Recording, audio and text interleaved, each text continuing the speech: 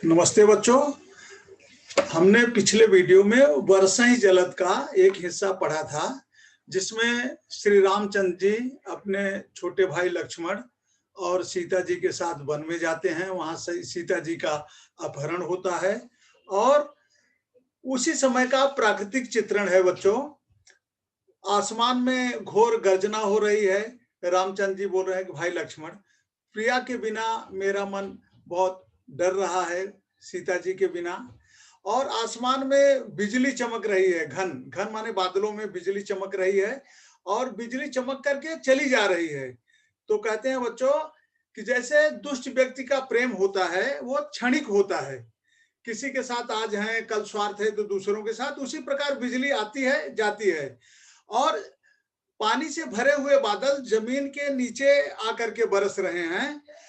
वो उनकी तुलना की गई है जैसे किसी को ज्ञान प्राप्त होने के बाद, किसी बुद्धिमान प्राणी को, जीव को ज्ञान प्राप्त होने के बाद वह विनम्र हो जाता है और पहाड़ जो है बूंद के आघात को, बूंद के प्रहार को उसी प्रकार सह लेते हैं जैसे संत व्यक्ति जो होते हैं वो दुर्जन व्यक्ति के वचन को सह लेते हैं। क्षुद्र नदी जो है, बारिश के समय में कुछ ऐसी नदियां रहती हैं कि अचानक पानी भर जाने के कारण वो अपने किनारों को तोड़ती हुई, मतलब नुकसान करती हुई चली जाती है, उनको क्षुद्र नदी कहा गया है। और दुष्ट व्यक्ति जो होते हैं वो थोड़ा सा भी धन उनके पास आ जाए, विद्या आ जाए तो इतराने लगते हैं, अपने जैसा किसी को समझते ही नहीं है। जमीन पर पड़ते ही पानी जो है, पवित्र पानी, स्वच्छ जल, वो जो है मटमैला हो जाता है। जैसे मोह माया जाल में जीव उत्पन्न होकर के मोह माया जाल में फंस जाता है, उसके अंदर बहुत सारी बुराइयां आ जाती हैं समाज में व्याप्त। इकट्ठा हो करके पानी, वर्षा ऋतु का पानी तालाब में भरता है और इसकी तुलना की गई है जैसे सज्जन गुण जो होता है वह धीरे धीरे सज्जन व्यक्ति के अंतर्गत चला जाता है। सरिता जल, जमीन नदी का पानी जो है समुद्र में जाता है और उसी प्रकार होय अचल जिम जीव हरि पाई, उसी प्रकार जो जीव है वो ब्रह्म में लीन हो जाता है। ये हमने लास्ट वीडियो में पढ़ा था, अब आगे हम लोग पढ़ेंगे। ये इस बात को आप अच्छी तरह से बच्चों समझ गए हो। बरसई जलद, जैसा कि पाठ का नाम ये बरसई जलद, बारिश से बादल से वर्षा हो रही है और प्रकृति का क्या चित्रण है। अनेक उदाहरण के द्वारा कवि गोस्वामी तुलसीदास ने समझाने का प्रयास किया है बच्चों। तो इसमें एक दोहा है बच्चों, हरित भूमि तृण संकुल, चारों तरफ वर्षा ऋतु में चारों तरफ हरियाली हरियाली रहती है बच्चों। हरित भूमि तृण संकुल, तृण माने घास फूस का ये समूह हो गया है। समुझ पर ही नहीं पंथ, घास बढ़ जाने के कारण जो रास्ते हैं वो दिखाई नहीं दे रहे। समुझ पर ही नहीं पंथ, पंथ माने रास्ता, रास्ता समझ में नहीं आ रहा है। कैसे नहीं आ रहा है? जिम पाखंड विवाद थे, जैसे पाखंड के कारण, आडंबर और पाखंड, पाखंड क्या होता है बच्चों? समाज में दिखावटीपन। जैसे लोग इतने पाखंडी हो गए हैं, दिखावटीपन करने लगे हैं कि लुप्त होई सदग्रंथ, जो हमारे पवित्र ग्रंथ हैं, धार्मिक ग्रंथ हैं, उनकी महत्ता, उनका महत्व कम हो गया है। घोर आडंबर, भ्रष्टाचार, पाश्चात्य सभ्यता के अंतर्गत हमारे जो धार्मिक ग्रंथ हैं, संस्कार है, संयुक्त परिवार है, लोगों के सोचने विचारने के ढंग हैं, वो सब धीरे धीरे कम होते जा रहे हैं। लोगों को दूसरों के सुख दुख से कोई मतलब नहीं है। लोग अपने स्वार्थ की बातें कर रहे हैं। अपना भला हो रहा है, ठीक है, किसी का नहीं भी हो रहा है, या उनके द्वारा किए गए कार्यों से समाज को, देश को क्या नुकसान हो रहा है, इनकी चिंता, इसकी चिंता उनको नहीं है। लुप्त होई सद, लुप्त माने गायब हो जाना, सदग्रंथ माने सच्चे ग्रंथ। तो आप ये कह सकते हो बच्चों की धर्म ग्रंथ जो हैं वो लुप्त हो गए हैं। आडंबर और पाखंड के कारण हमारे जो धर्म ग्रंथ हैं वो लुप्त हो गए हैं, गायब हो गए हैं। अब आगे, दादुर धुन चहु दिशा सुनाई, दादुर माने मेढक बच्चों, फ्रॉग, मेढक। वर्षा ऋतु में जब आसमान से पवित्र जल नीचे गिरता है, तो जमीन के नीचे दबे हुए, छिपे हुए, अपनी जान बचाकर छिपे हुए कितने कीड़े मकोड़े वो बाहर निकल आते हैं। उसमें कवि ने दादुर की बात कही, दादुर धुनि चहु दिशा सुनाई। चहु माने चारों तरफ, चारों तरफ मेढक की आवाज ऐसे सुनाई दे रही है। आप इसको ध्यान दे के सुनोगे बच्चों तो बहुत ही आसान है और बहुत ही अच्छा है, ये प्राकृतिक चित्रण है बच्चों। दादुर धुन चहु दिशा सुहाई, वेद पढ़ई जन पट समुदायी। बच्चों, प्राचीन काल में गुरु शिष्य परंपरा थी। पुराने समय में गुरु शिष्य परंपरा थी। जो शिष्य होता था वो गुरु के आश्रम में जाकर, उनके आश्रम जंगल में हुआ करते थे या गांव के बाहर हुआ करते थे, शहर के बाहर हुआ करते थे। तो वहां पर वो विद्या अध्ययन के लिए जाते थे और सभी प्रकार की विद्या का अध्ययन गुरु कराते थे। धनुर्विद्या, वेद विद्या, धर्म ग्रंथ, नीति वचन, सभी प्रकार की विद्या का वो अध्ययन कराया करते थे गुरु। अब बच्चे जो है उम्र के हिसाब से उनका बैचेज रहता था, ग्रुप रहता था, समुदाय, समुदाय माने समूह। तो गुरु उनको, पुराने समय में आप जब नर्सरी केजी में पढ़ते थे बच्चों, तो आपको पूरे क्लास को एक साथ में, टीचर एक साथ में जो पढ़ाते हैं, इसका मतलब यह है कि आप सुन सुन के भी याद कर लो। तो वेद पढ़ें, वहां पर वेद का अध्ययन करते थे। कौन करते थे? बटु समुदाय, बालकों का, बट माने बालकों का समूह जो है वेद का अध्ययन करता है। मतलब सस्वर पाठ, सस्वर पाठ किया करते थे। तो यहाँ पर मेढक, मेढक के बात में कैसे जोड़ा गया है बच्चों, आप उस बात को तो जानते नहीं, मैं जानता हूं। गांव में जब बारिश होती है तो गांव के बाहर तालाब वगैरह रहते हैं, छोटे तालाब या तालाब नहीं भी रहते हैं, जहां पर गहराई रहती है, वहां पर पानी इकट्ठा हो जाता है। तो जमीन के नीचे मैंने कहा कि कीड़े मकोड़े बाहर निकल आते हैं, उसमें मेढक भी रहते हैं। तो मेढक जब वहां से निकल आते हैं बच्चों, तो बहुत अधिक संख्या में रहते हैं और वो टर टर की आवाज निकालते हैं एक साथ में। सबकी आवाज टर टर की आवाज निकलती है। तो कवि गोस्वामी तुलसीदास ने कहा है कि मेढक की आवाज, वर्षा ऋतु में मेढक की आवाज चारों दिशा में उसी प्रकार सुनाई दे रही है जैसे मानो, मानो जन, जन जो शब्द है, जन माने मानो, मानो ऋषि मुनि के आश्रम में बालकों का समूह, बटु समुदाय, बालकों का समूह वेद का उच्चारण एक साथ कर रहा हो।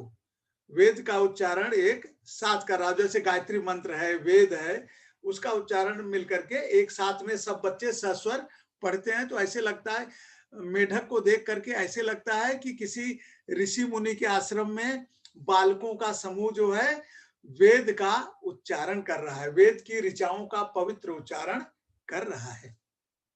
और क्या हुआ? नव पल्लव भय विटप अनेका।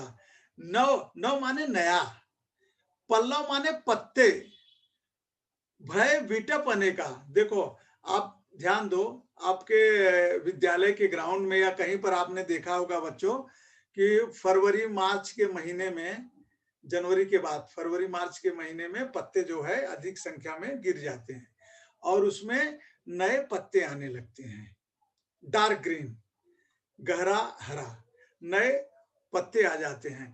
तो वर्षा ऋतु, वो पत्ते कभी कभी डल पड़ जाते हैं इसके कारण कि धूल उनके ऊपर जम जाती है, तो पत्ते उतने ब्राइट नहीं दिखते, उतने गहरे हरे नहीं दिखते। लेकिन जब वर्षा ऋतु होती है तो वर्षा ऋतु के प्रभाव के कारण और नए पत्ते आते हैं, और जो पत्ते रहते हैं वो पानी की बूंदों से, तेज बूंदों के कारण वो धुल जाते हैं। और नव पल्लव है विटप अनेका, साधक मन जस मिले विवेका। जैसे नए प्रकृति में पेड़ पौधों के नए पत्ते उसी प्रकार सुशोभित हो रहे हैं जैसे मन, साधक मन जस, जस माने जैसे, देखो वहां पर जन्म है, यहां पर जस है, हर चीज में कंपैरेटिव दो बातें कही गई है। जैसे साधक के मन में, कोई ऋषि मुनि व्यक्ति है, और वो साधना कर रहा है। साधना क्यों करता है? कोई मन वांछित फल पाने के लिए, कोई देवता का आशीर्वाद पाने के लिए, कोई उपलब्धि पाने के लिए वो तपस्या करता है, साधना करता है। साधक साधक जैसे अपनी साधना का फल प्राप्त होने के बाद उसके मन में जो प्रसन्नता मिलती है, जो खुशी मिलती है, आह्लादित होता है, उसी प्रकार वर्षा ऋतु के आगमन के बाद पेड़ के नए नए पत्ते इतने मनमोहक दिख रहे हैं, प्रकृति को मनमोह लेने वाले पत्ते दिख रहे हैं। जैसे किसी ऋषि मुनि साधक की साधना पूर्ण होने के बाद जो खुशी उसे मिलती है। अर्क जवास पात बिन भयऊ। अर्क क्या है बच्चों? मदार का पेड़ जो शंकर जी को चढ़ाया जाता है, मदार का पेड़, उसको अर्क कहते हैं। जवास भी एक पौधा होता है। पात बिन भयऊ, वो उसमें से पत्ते जो है गिर गए हैं। अर्क जवास पात, पात पत्ते, बिन बिना, भयऊ हो गए हैं।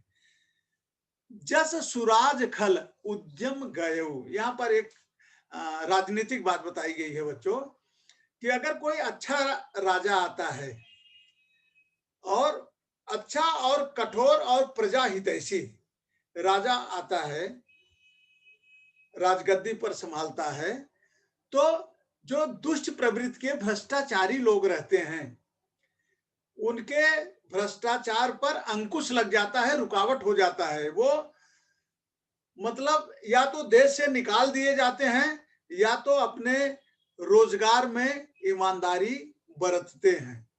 जस, जस माने जैसे, सुराज, सुराज माने अच्छे राज्य में, खल दुष्ट व्यक्ति का, उद्यम गयऊ, उद्यम माने रोजगार या उनकी जो आमदनी थी वो सब चला जाता है। गयऊ माने चला जाता है, माने मदार और जवास के पेड़ जो है बिना पत्ते के हो गए हैं, मतलब उसमें से पत्ते गिर गए हैं। कैसे गिर गए हैं? उदाहरण कैसे दिया है कंपैरेटिव, कि जैसे किसी अच्छे राजा के राज्य में दुष्ट व्यक्ति का उद्यम गए, रोजगार चला जाता है। खोजत कतहु मिले ही नहीं धूरी। बच्चों, खोजत कतहु मिले ही नहीं धूरी। आप सभी जानते हो बच्चों कि मार्च अप्रैल मई महीने में धूल आती है, और धूल आती है तो हवा का झोंका आता है, धूल जो है उड़ती रहती है।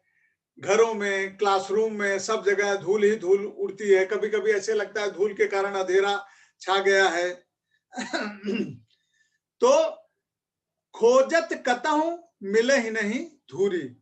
कवि कहते हैं, कवि गोस्वामी तुलसीदास जी कह रहे हैं कि वर्षा ऋतु के आगमन के बाद पृथ्वी पर हरी भरी फसलें उगाती हैं, घास उगाती हैं, पेड़ों में नए पत्ते आ जाते हैं। तो उस समय कहीं पर भी पृथ्वी पर धूल नहीं दिखाई देती। खोजत कतहु मिले ही नहीं धूरी। देखो, खोजत माने खोजने पर, कतहु माने कहीं भी, मिले ही नहीं, नहीं मिलती क्या? धूल, डस्ट। करई क्रोध जिम धर्म ही दूरी। यहाँ पर एक बहुत बड़ी सीख दी गई है बच्चों कि क्रोध जो होता है वो पाप का मूल होता है। धूल पृथ्वी पर उसी प्रकार गायब हो गई है। देखो, इसमें जिम शब्द है, जिम माने जैसे। देखो, जस, जिम, जन, ये शब्द जो है ना, तुलनात्मक अध्ययन के लिए कहा गया है। ये जैसे ये जैसे ये मानो ये मानो ये, इस तरह से इन शब्दों का प्रयोग किया गया है। अगर आप उसको ध्यान से पकड़ लोगे कि ये शब्द है, और इसी के कारण कंपैरेटिव स्टडी किया गया है कि जैसे ये जैसे वैसे हो। हर चीज में आप देखो, जैसे देखो, दादुर दादुर चौधुनी दिशा सुहाई, वेद पढ़े जन बढ़। जैसे मेढक की आवाज ऐसे लग रही है जैसे ऋषि मुनि के आश्रम में बालक गण, विद्यार्थी समूह वेद का उच्चारण कर रहे हैं। पेड़ों से नए नए पत्ते इस प्रकार सुशोभित हो रहे हैं जैसे साधक के मन में ज्ञान उत्पन्न हो गया। अर्क और जवास के पौधों से पत्ते गायब हो गए जैसे अच्छे राजा के राज्य में उद्यम चला जाता है, रोजगार चला जाता है। खोजत कतहु मिले ही नहीं धूरी, कहीं पर भी धूल खोजने पर भी नहीं मिलती है। कैसे नहीं मिलती है? आगे, करई क्रोध जिमि धर्महि दूरी। जैसे क्रोध व्यक्ति को धर्म से दूर कर देता है। देखो बच्चों, क्रोध जो है पाप का मूल होता है। क्रोधी व्यक्ति ना, वो उसके पास बुद्धि विवेक नहीं रहता। वो क्रोध में ना अनाप शनाप गलत कार्य कर देता है, जिसका पछतावा उसे बाद में होता है। तब तक बहुत देर हो चुकी होती है। कभी कभी टीचर आपको डांटते हैं, तो डांटने का मकसद ये नहीं रहता कि आपको अपमानित करना या आपको नीचा दिखाना, क्योंकि आपका और उनका कोई मतलब नहीं है। बच्चों देखो, आप पढ़ाई लिखाई करके अपने माता पिता का या अपने स्वयं का व्यक्तित्व आगे निखारोगे।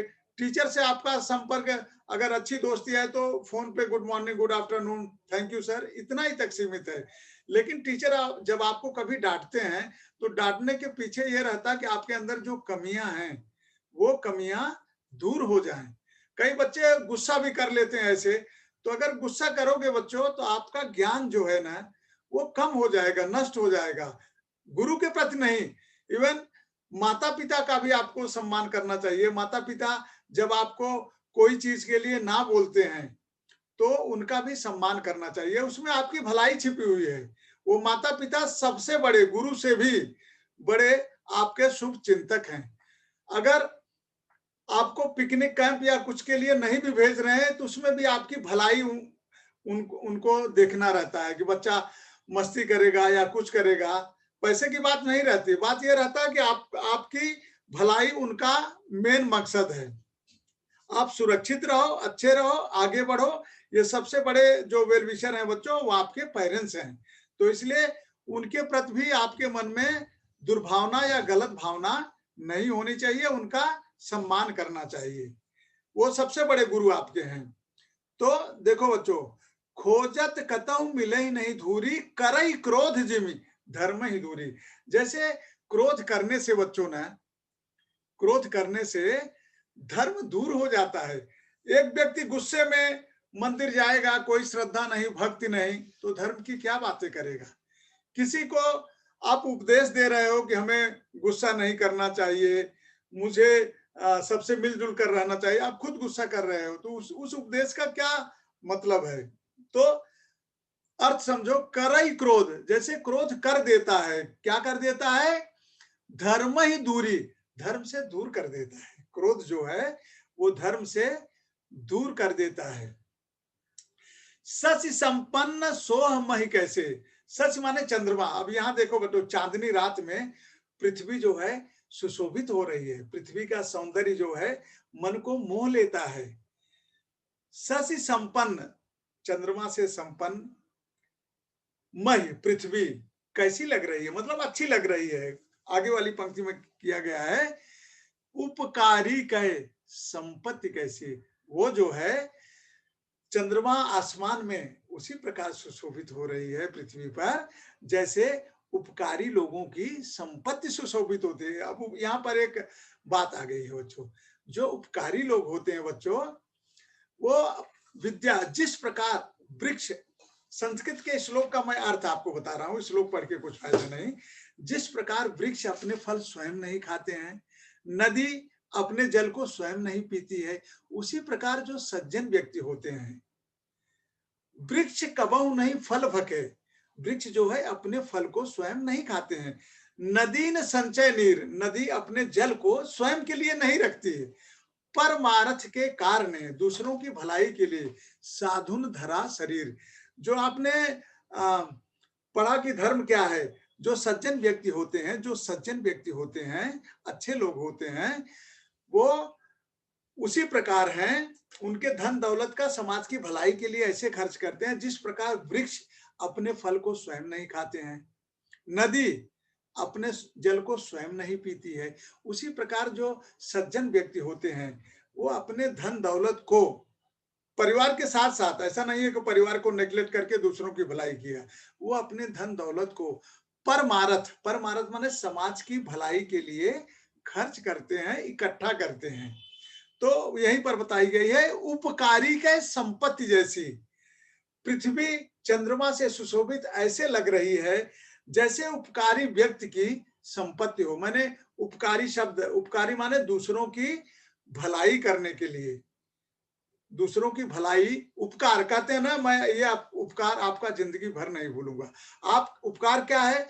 आपको मुसीबत में किसी ने आपके ऊपर, आपको कोई आपके काम आ गया मुसीबत के समय, जब आप दुखी थे, पीड़ित थे, आपको फाइनेंशियल सपोर्ट चाहिए था, आपको मोरल सपोर्ट चाहिए, तो अगर किसी ने आपकी मदद की बच्चों, तो हमें एहसान फरामोश नहीं होना चाहिए। जहां तक हो सके उसके एहसान को आप बनाए रखो और आप दूसरों की मदद करो। तो सच संपन्न सोह मह कैसे, पृथ्वी चंद्रमा से संपन्न, चंद्रमा की किरणों के साथ, चंद्रमा की चांदनी के साथ ऐसे सुशोभित हो रही है जैसे उपकारी की संपत्ति जो है दूसरों की भलाई के लिए होती है। निशितम घन खद्योत विराजा। खद्योत माने बच्चों जुगनू है। निशितम रात के अंधेरे में जुगनू की चमक ऐसे लग रही है। हाँ, रात के अंधेरे में जुगनू की चमक ऐसे लग रही है, मतलब खद्योत विराजा, विराजमान हो रही है, जुगनू का चमक ऐसा विराजित हो रहा है। जन दंभी कर मिला समाजा। जैसे घमंड के साथ में समाज जो है घमंड से दूर हो गया। जन, जन माने मानो, जन जिमी, ये जो जस, ये शब्द है उसी तरह। जन दंभी, दंभी माने घमंडी, कर मिला समाज, जैसे घमंड जो है समाज को मिल गया हो, मतलब जुगनू के चमक की तुलना की गई उसमें। कृषि निरावह चतुर किसाना। अभी निरावह क्या है बच्चों? कृषि माने खेती, निरावह माने एक शब्द है निराना, निरावह यहां पर दिया गया है। तो जब खेत में किसान फसल बोता है, बीज बोता है, या धान के पौधे को लगाता है, उसमें पानी देता है, खाद देता है, और धीरे धीरे वो बढ़ने लगता है, तो उसके आसपास जो है बच्चों ने घास उगाती है, और जो घास पृथ्वी की ताकत को खींच लेती है। तो अगर किसान उस घास को निकाल देंगे, तो जो पृथ्वी की शक्ति है, फर्टिलाइजर शक्ति है, वो जिस पौधे को आपने लगाया है उसके ऊपर खर्च होगा। नहीं तो घास भी उसको खर्च कर देगी तो पौधा उतना नहीं हो जाएगा। सिंपल सी बात है बच्चों, आपको 4 रोटी दिया, तो अगर आप 4 खाते हो तो आपकी भूख, आप संतुष्ट हो जाओगे, भूख मिट जाएगी, अच्छा होगा। अगर एक एक रोटी 4 जन को दिया तो आप भूखे रहोगे। तो ये मैंने ये घास के सेंस में मैंने आपको ये बात समझाई कि किसान के खेतों में फसल के अलावा कुछ और पौधे निकल आते हैं। और पौधे मतलब वो बेकार के पौधे, उनका कोई यूज नहीं रहता है।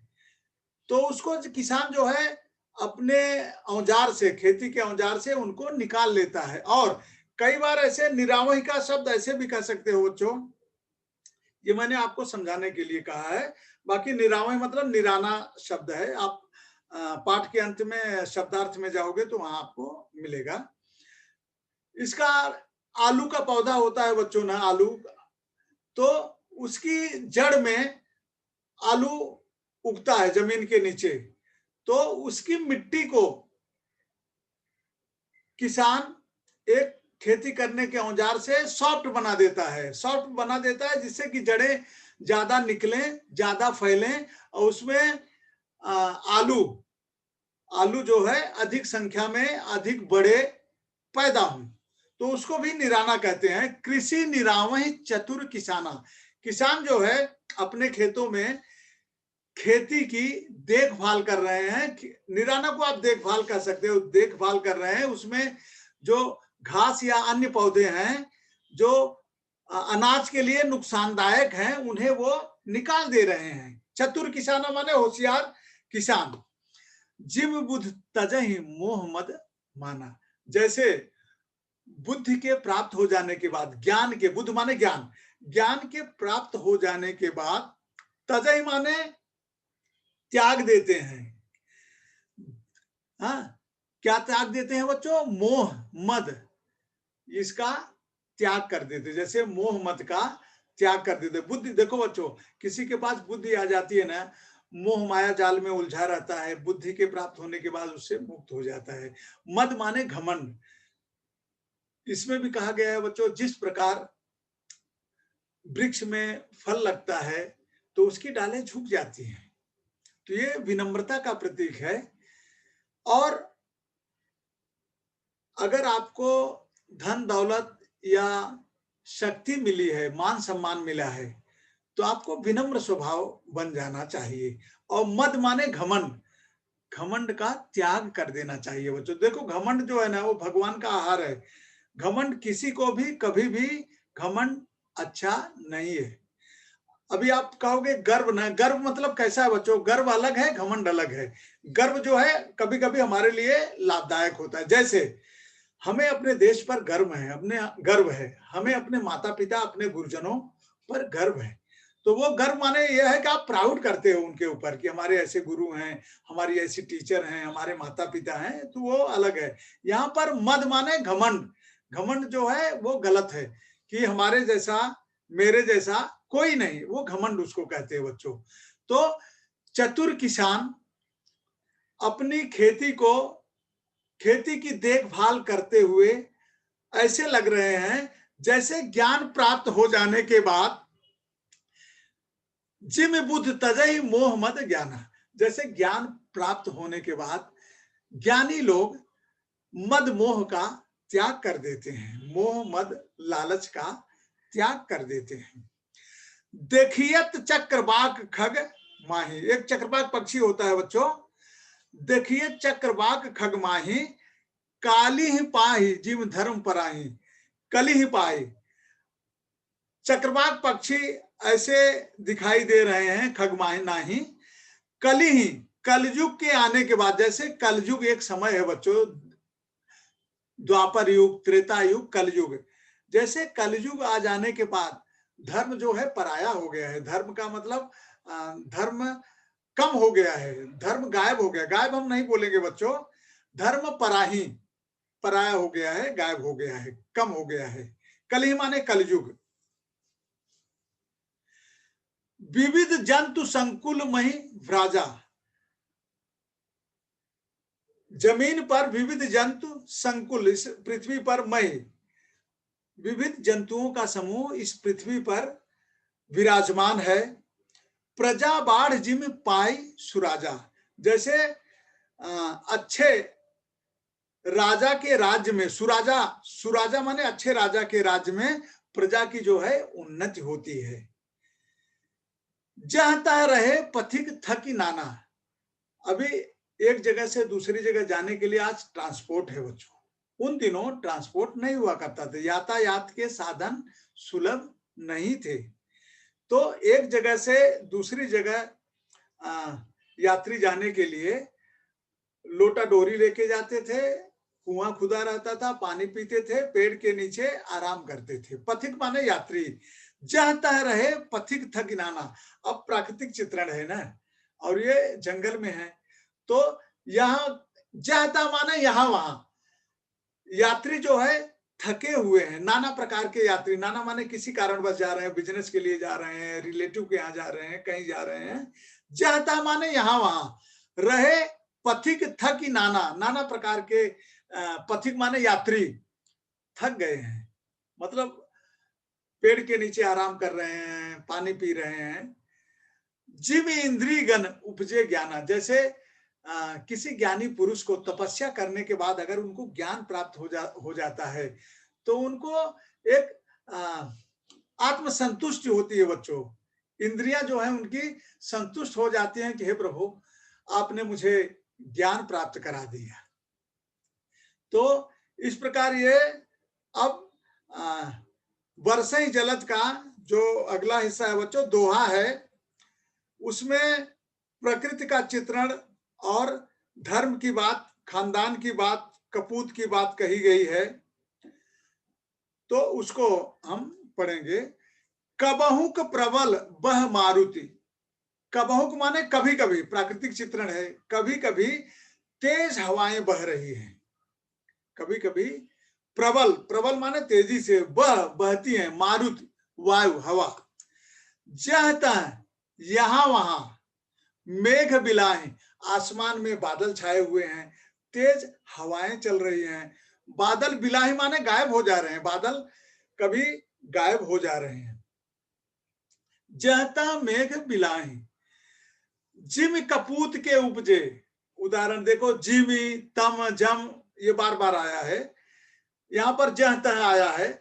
जिम कपूत के उपजे, जैसे कुपुत्र के पैदा होने से कुल धर्म, कुल सधर्म नसाए, खानदान का धर्म जो है नष्ट होता है। देखो, एक बच्चा रहता है बच्चों, परिवार की मान मर्यादा सम्मान को बढ़ाता है। एक व्यक्ति रहता है, अपने कर्म के द्वारा मान सम्मान को मिटा देता है। तो जिम कपूत के उपजे, जिम माने जैसे कुपुत्र के उपजने से, बुरे बेटे के उपजने से कुल खानदान, सधर्म नसाएं, धर्म के साथ नष्ट हो जाता है। यहाँ पर धर्म की बातें कही गई है बच्चों कि हमें अच्छे आचरण करना चाहिए, जिससे हमारे माता पिता, समाज, गुरुजन हमारे ऊपर गर्व कर सके। हमें कोई ऐसा कार्य नहीं करना चाहिए जिससे परिवार के ऊपर लांछन लगे। अच्छे से पढ़ाई लिखाई करना चाहिए, लोगों का मान सम्मान करना चाहिए। हाँ, देश के प्रति वफादार रहना चाहिए, समाज के प्रति वफादार, ऐसा कोई कार्य करो कि समाज आपके ऊपर गर्व करे कि आपने ये काम किया, पढ़ाई लिखाई करिए, इंजीनियरिंग, डॉक्टर, सीए या और पढ़ाई आप कर रहे हो जो समाज के लिए, देश के लिए, परिवार के लिए गर्व की बात है। ठीक है, तो जिम कपूत के उपजे, जैसे कुपुत्र के पैदा होने से कुल सधर्म नसाएं, खानदान का धर्म जो है वो नसाएं माने नष्ट हो जाता है, मतलब खराब हो जाता है। अब ये प्राकृतिक चित्रण के अंतर्गत आता है बच्चों। कबहुक दिवस मह निबिड़ तम, निबिड़ माने घोर अंधेरा, तम माने अंधेरा, कभी दिन में ही घोर अंधेरा छा जाता है। अब बच्चों, घोर अंधेरा कैसा, आप देखते हो कि वर्षा ऋतु में जुलाई अगस्त महीने में बादल घिरते हैं, बादल नजदीक आ जाते हैं। इसमें आपने पढ़ा भी कि बादल पृथ्वी के नजदीक आ जाते हैं और आसमान में घोर घना अंधेरा रहता है। तो दिन में ही अंधेरा जैसा लगने लगता है। जब बादल चारों तरफ छा जाते हैं, घिर करके नीचे आ जाते हैं, तो अंधेरा लगने लगता है। निबिड़तम, घोर अंधेरा हो जाता है दिन में ही, दिन में कभी दिन में ही घोर अंधेरा छा जाता है। कबहुक प्रकट पतंग, पतंग माने सूर्य बच्चों, कभी सूर्य देवता निकल आते हैं। आपने देखा ना कि ऊपर वाली लाइन में कबहुक प्रबल वह मारुत, तेज हवा चलती है, कभी बादल जो है गायब हो जाते हैं। तो जब बादल गायब हो जाते हैं तो सूर्य निकल आता है। जब तेज हवा चलने लगती है तो बादल गायब हो जाते हैं। जब बादल गायब हो जाते हैं तो कबहुक प्रकट पतंग, सूर्य जो है निकल आते हैं। बिनसई उपजई, बिनसई माने नष्ट होना, उपजय माने पैदा होना।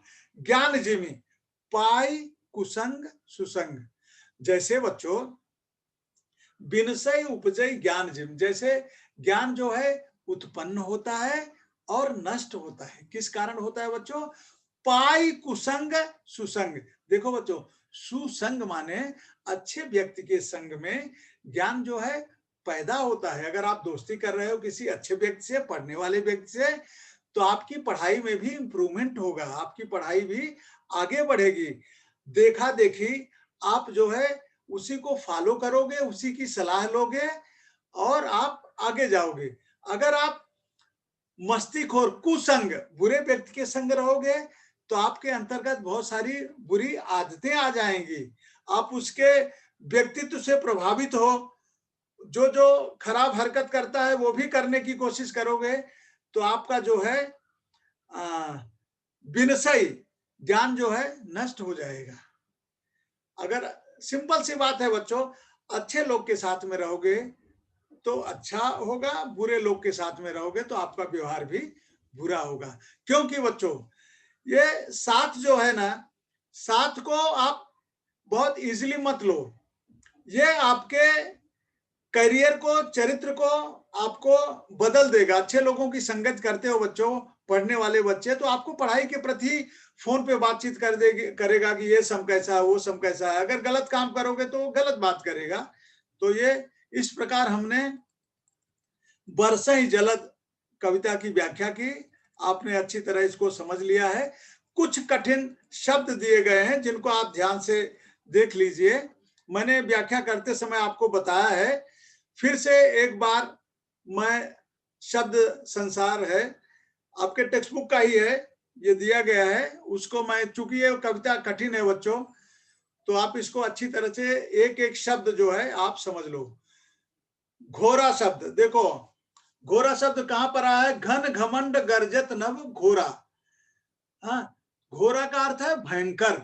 ये अवधि शब्द है बच्चों, हिंदी अवधि शब्द। मैंने बताया था कि हिंदी के अतिरिक्त कुछ शब्दों का प्रयोग हुआ है जिसे आप अच्छी तरह से, भयंकर, हिंदी का शब्द जो है भयंकर है।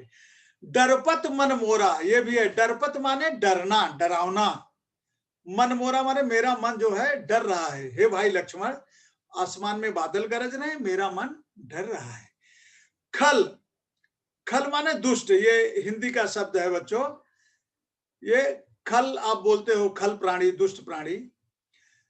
जथा, जथा माने यथा और जैसे, हिंदी का यथा और जैसे, ये अवधि का शब्द है। थिर, थिर माने जो स्थिर शब्द है बच्चों, और स्थिर माने स्थायी, परमानेंट, वही थिर है। थिर न रहे, तो ये स्थिर।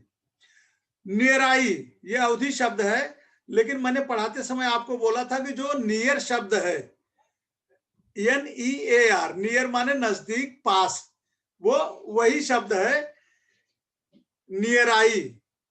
ये अवधि का शब्द है, इसका अर्थ होता है नजदीक या पास।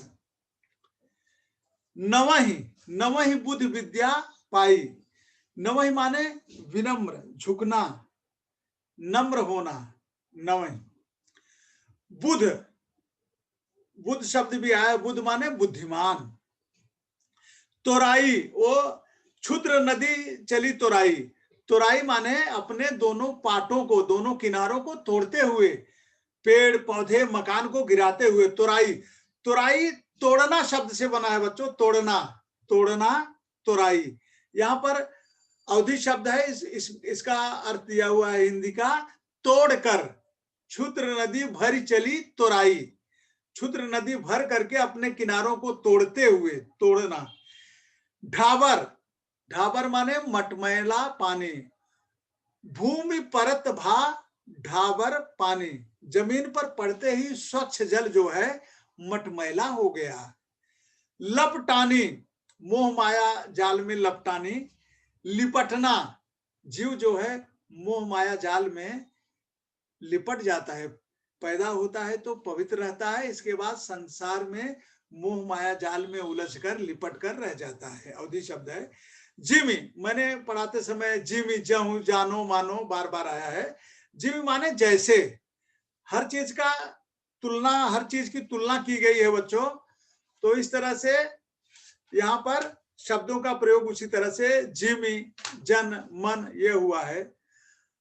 अर्क, मदार, मदार एक पेड़ होता, चाहे यहाँ पर कुछ और है बच्चों। बट माने बालकों का समूह। मेढक की आवाज वर्षा ऋतु में, मेढक की आवाज उसी प्रकार लग रही है, टर टर की आवाज उसी प्रकार लग रही जब सब मेढक एक साथ बोल रहे हैं, जैसे ऋषि मुनि के आश्रम में बालकों का समूह एक साथ उच्चारण करता है। विटप, पेड़, वृक्ष, विटप, पेड़ और वृक्ष। और अर्क माने बच्चों मदार का, हाँ, अर्क माने मदार का पेड़, जो मैंने बताया था कि शंकर जी को, हनुमान जी को चढ़ाते हैं, एक धागे में करके शनिवार सोमवार को किसी दिन चढ़ाते हैं। उद्यम गयो, जैसे अच्छे राजा के राज्य में दुष्टों का उद्योग चला जाता है। उद्यम माने उद्योग, रोजगार, या उनका जो काम धंधा रहता है वो चौपट हो जाता है, क्योंकि वो गलत तरीके से काम कर रहे हैं ना। जो अच्छा राजा आएगा वो कड़ाई के साथ, ईमानदारी के साथ, बराबर टैक्स भर के, मेहनत के साथ करो, तो जो बुरे लोग रहते हैं अच्छे राजा के राज्य में, उनका रोजगार, उद्यम चला जाता है। कतहूं, यह अव्यय शब्द है बच्चों अवधि में। कतहूं माने कहीं। सोह, सोह माने सुशोभित होना। मही सोह, पृथ्वी सुशोभित हो रही है। हाँ? दम्भिन, दम्भिन माने घमंडी। निरावही, निराना खेती की प्रक्रिया। मैंने कहा कि खेतों में जो एक्स्ट्रा घास फूस और ये चीजें रहती हैं उनको निकाल लेना वहां से, ये खेती की एक प्रक्रिया है। निराना शब्द आप प्रयोग कर सकते हो, यहाँ पर उत्तर में दिया हुआ है। अवधि का निरावही अवधि भाषा का शब्द है, आप हिंदी में निराना शब्द का प्रयोग कर सकते हो। तजही, त्यागना, ये क्रिया है बच्चों, त्याग देना, त्यागना। मद, घमंड। चक्रवाक, एक पक्षी का नाम है बच्चों, चक्रवाक पक्षी। भ्राजा, सुशोभित, शोभायमान। मारुति, हवा, जैसे हवा चलती है तो बादल गायब हो जाते हैं कभी, हाँ, बादल के गायब हो जाने से सूर्य। मारुत, हवा। नसाहि, नसाहि नष्ट होना। वो लास्ट में जो मैंने दोहा पढ़ा कि अच्छे बच्चे के पैदा होने से मान सम्मान बढ़ता है, बुरे के नष्ट होता है। नसाहि, नष्ट शब्द वहां पर आया है। निबिड़, घोर, तम, घोर अंधेरा। निबिड़ माने घोर अंधेरा, घना, घोर।